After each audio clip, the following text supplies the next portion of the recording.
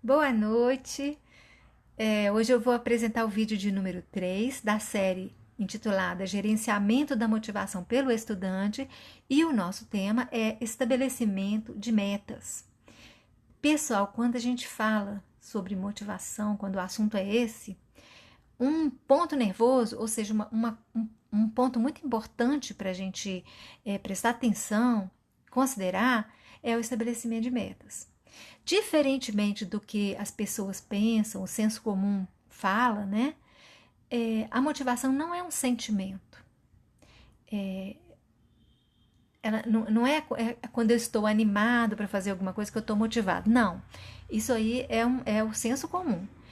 A motivação, na verdade, ela é um estado mental. Ela diz respeito a uma prontidão para a ação. Então, a gente fala que a pessoa está motivada quando ela tem aqueles motivos, né, que estão dentro dela, querendo, ou mesmo externamente, mas aqueles motivos estão direcionando ela para poder alcançar um determinado objetivo.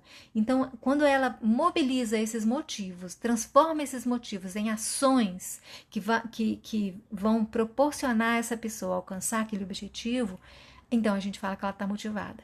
Então, para fazer isso, ela tem que começar estabelecendo metas. Mas não pode estabelecer meta de qualquer jeito. A meta tem que ser muito bem estabelecida. Porque uma meta mal estabelecida, ela vai ter muitas dificuldades no sentido de sua operacionalização. E aí, o que vai acontecer? A pessoa não consegue alcançar os objetivos ou consegue alcançar só parcialmente, ainda assim há trancos e barrancos, então a chance dela desistir ao longo do caminho é enorme. Então, para estabelecer uma meta bem estabelecida, a gente tem que considerar, primeiro, que a meta deve ser de curto prazo. Metas de longo prazo, a gente tem o fator tempo. Então, se você tem assim, muito tempo para alcançar uma meta, a gente tende a perder o controle da administração da motivação. Então, a gente tende a procrastinar, a gente tende a desistir com o tempo.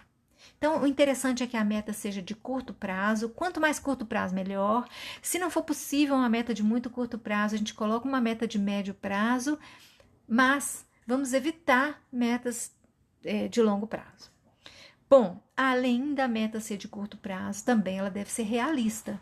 E para a meta ser realista, duas perguntas são fundamentais. A primeira, eu dou conta de fazer isso? Então não adianta nada você estabelecer uma meta muito sofisticada, muito bacana, ou uma meta que todos os seus colegas e amigos estão estabelecendo. Se você, naquele momento da sua vida, não dá conta de fazer daquele jeito. Por N motivos, né, da nossa vida. Muitas coisas acontecem na nossa vida, além daquelas coisas especificamente relacionadas à aprendizagem de uma língua, por exemplo. Então, por N motivos, você pode, naquele momento, não estar dando conta de fazer daquele jeito. Então, você tem que estabelecer uma meta que você dê conta de alcançar.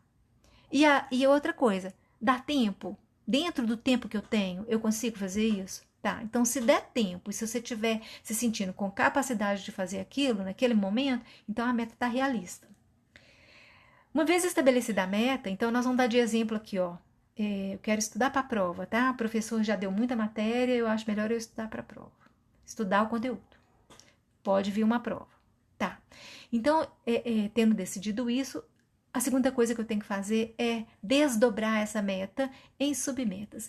E eu tenho que, na hora que eu vou desdobrar, eu tenho que desdobrar todas as ações que eu vou desdobrar, né? Quer dizer, eu vou desdobrar a meta em ações observáveis, que são as submetas. Então, quais são as ações observáveis? Por exemplo, dentro desse contexto de estudar para a prova, eu posso pensar assim: bom, primeiro eu vou fazer um resumo da matéria, porque combina com o meu estilo de aprendizagem, eu aprendo melhor assim. Então, eu vou fazer um resumo e depois eu vou pegar esse resumo e vou transformar esse resumo num diagrama, porque para eu ter uma representação visual daquele conteúdo. Tá, então essas são as minhas estratégias. Então, tendo definido essas duas ações, a pergunta que se coloca, ou o próximo passo é: qual é o plano de ação? Como que você vai fazer esse resumo e quando você vai fazer esse diagrama? né?